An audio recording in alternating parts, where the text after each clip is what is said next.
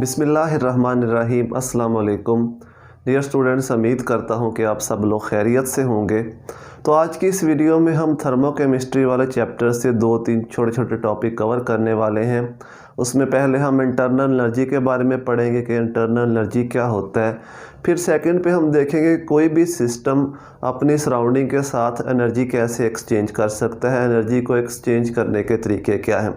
तो पहले हम इंटरनल एनर्जी को डिस्कस करते हैं। इंटरनल एनर्जी क्या होता है, डिफ़ाइन इसको कैसे किया जाता है। The sum of all types of energies of a system, यानी किसी भी सिस्टम की जो तमाम तरह की एनर्जीज़ होती हैं, अगर हम उनको सम कर दें, उनको ऐड कर दें, तो वो सिस्टम की टोटल इंटरनल एनर्जी बन जाती है। यूजली दो तरह की एनर्जीज़ होती हैं, या तो काइनेटिक एनर्जी होगी या पोटेंशियल एनर्जी होगी। तो इन दोनों एनर्जीज़ को अगर हम सम कर दें, जमा कर दें, तो सिस्टम की टोटल इंटरनल एनर्जी बन जाएगी। तो internal energy is equal to sum of kinetic energy and potential energy. इसको ऐसे लिखेंगे, या इंटरनल एनर्जी को हम ई से रिप्रेजेंट कर देते हैं kinetic energy plus potential energy, यानी जो टोटल इंटरनल एनर्जी है वो काइनेटिक एनर्जी और पोटेंशियल एनर्जी का सम होती है। अब एक बात यहाँ पे और कि किसी भी सिस्टम की जो एब्सोल्यूट एनर्जी होती है, कोई सिस्टम हमारे पास पड़ा हुआ है, किसी सिलेंडर के अंदर गैस मौजूद है हमारे पास पड़ी हुई है, उसकी एब्सोल्यूट एनर्जी कितनी होगी वो हम फाइंड नहीं कर सकते। हमको नहीं पता चल सकता कि इस सिस्टम की एब्सोल्यूट एनर्जी कितनी है। हाँ, अलबत्ता हम चेंज इन एनर्जी को फाइंड कर सकते हैं कि सिस्टम की अगर एनर्जी बड़ी है तो वो कितनी बड़ी है, अगर सिस्टम की एनर्जी कम हुई है तो वो कितनी कम हुई है। चेंज को कैलकुलेट किया जा सकता है, चेंज को फाइंड आउट किया जा सकता है। सिमिलरली जिस तरह के कोई बंदा अगर हमारे पास मौजूद है, अगर जब तक कि वो अपनी सलाहियतों का इजहार नहीं करता, हमारे सामने अपनी एनर्जी को शो नहीं करता, तब तक हमें नहीं पता चलता कि वो बंदा कितना एनर्जेटिक है।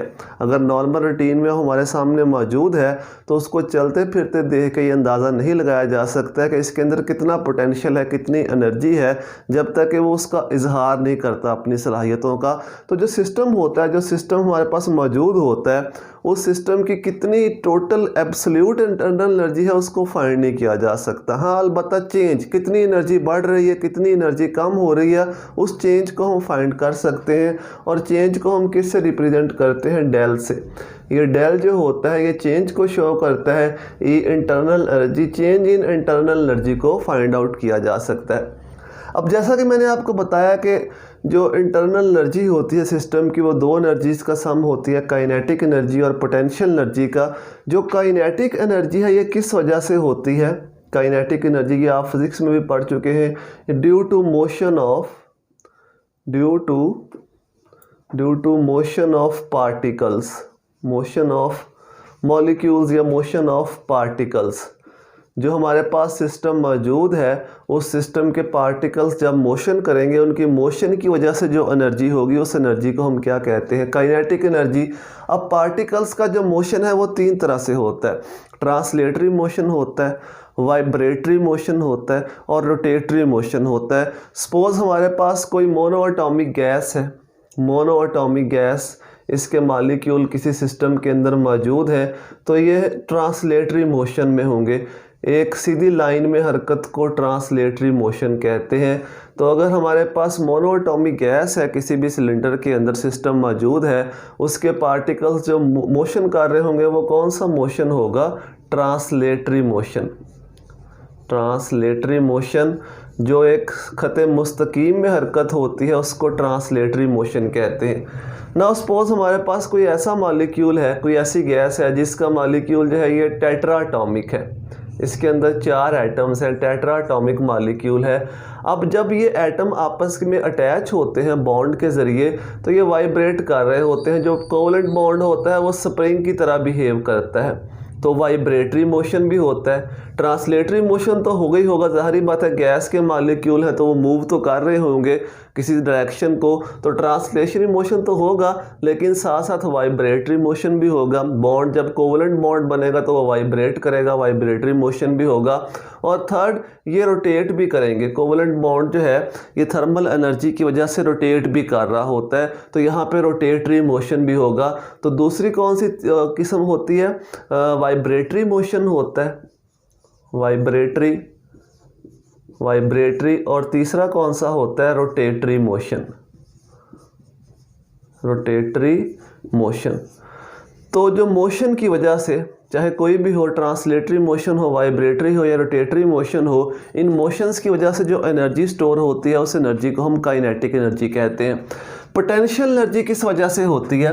पोटेंशियल एनर्जी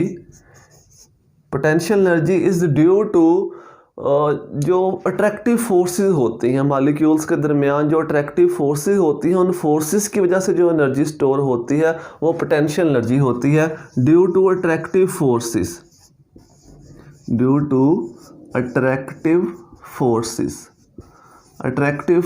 की वजह से जो एनर्जी स्टोर होती है उसको हम पोटेंशियल एनर्जी कहते हैं। अब अट्रैक्टिव फोर्सेस जो हैं वो बॉन्ड फोर्सेस भी हो सकती हैं, बॉन्ड फोर्सेस, जिस तरह covalent bond, coordinate covalent bond या आयनिक बॉन्ड, इस तरह बॉन्ड फोर्सेस भी हो सकती हैं, या ये वैन डर वाल फोर्सेस भी हो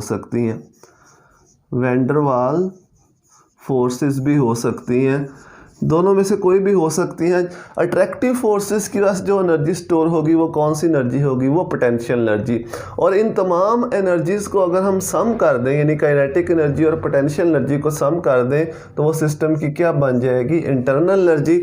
और इंटरनल एनर्जी की एब्सोल्यूट वैल्यू को फाइंड नहीं किया जा सकता। हाँ, इंक्रीज़ इन इंटरनल एनर्जी और डिक्रीज़ इन एनर्जी, जो इंटरनल एनर्जी है उसको हम फाइंड आउट कर सकते हैं कि कितना चेंज आ रहा है इंटरनल एनर्जी के अंदर। चलिए सेकंड पे हम बात कर लेते हैं वेज ऑफ ट्रांसफरिंग एनर्जी। यानी कोई भी सिस्टम अगर हमारे पास मौजूद है तो वो अपनी सराउंडिंग के साथ एनर्जी को कैसे एक्सचेंज कर सकता है। जनरली दो बेसिक वे होते हैं जिसमें कोई भी सिस्टम सराउंडिंग के साथ एनर्जी को एक्सचेंज करता है।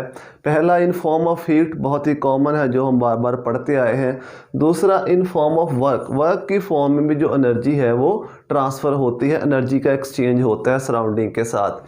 तो हीट को हम क्यू से रिप्रेजेंट करते हैं, इस तरह से क्यू से रिप्रेजेंट किया जाता है। डिफाइन कैसे करते हैं?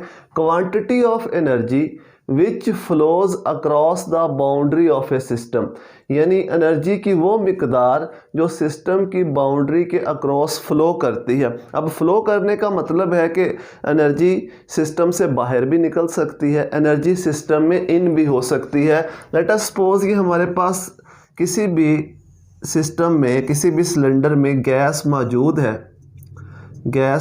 है या यहाँ पे कोई केमिकल रिएक्शन हो रहा है। सपोज इस सिलेंडर के अंदर कोई केमिकल रिएक्शन हो रहा है, उस केमिकल रिएक्शन के नतीजे में जो सिस्टम है वो सराउंडिंग के साथ अपनी एनर्जी को एक्सचेंज करता है। अब एनर्जी एक्सचेंज कैसे होगी? दो तरीके हैं, या तो एनर्जी हीट की फॉर्म में सिस्टम से बाहर निकलेगी, या जो एनर्जी है वो हीट की फॉर्म में सिस्टम में इन होगी। ऐसा क्यों होता है? जो हीट है, जो एनर्जी है, वो इस बाउंड्री के अक्रॉस क्यों फ्लो करती है? उसकी रीज़न क्या है? उसकी रीज़न है difference in temperature. Due to difference in temperature, अगर टेम्परेचर का डिफरेंस आएगा, सपोज पहले सिस्टम का और सराउंडिंग का टेम्परेचर बराबर था 30 सेल्सियस, सिस्टम का टेम्परेचर था 30 सेल्सियस सराउंडिंग का, लेकिन ड्यूरिंग द रिएक्शन ये टेम्परेचर चेंज हो गया। सपोज जो सराउंडिंग है उसका टेम्परेचर है 30 सेल्सियस टेम्परेचर है। ड्यूरिंग द रिएक्शन जो सिस्टम है उसका टेम्परेचर बढ़ के हो जाता है 40 डिग्री सेल्सियस टेम्परेचर हो जाता है।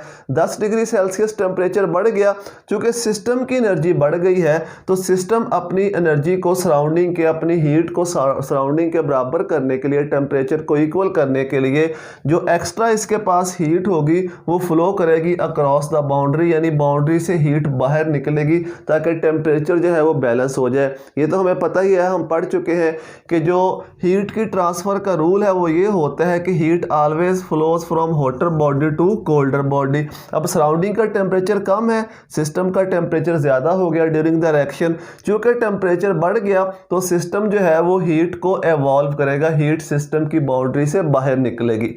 लेकिन अगर इसके उलट हो जाए, ड्यूरिंग द रिएक्शन जो सिस्टम का टेम्परेचर है वो कम हो जाए सराउंडिंग से, सपोज ड्यूरिंग द रिएक्शन जो सिस्टम का टेम्परेचर है वो 20 हो गया, अब सराउंडिंग का टेम्परेचर ज़्यादा है, सराउंडिंग में हीट ज़्यादा है, तो उस हीट को, उस टेम्परेचर को बैलेंस करने के लिए जो हीट होगी वो सराउंडिंग से किस तरफ में आएगी, सिस्टम की तरफ में, यानी जो हीट होगी वो सिस्टम में इन होगी।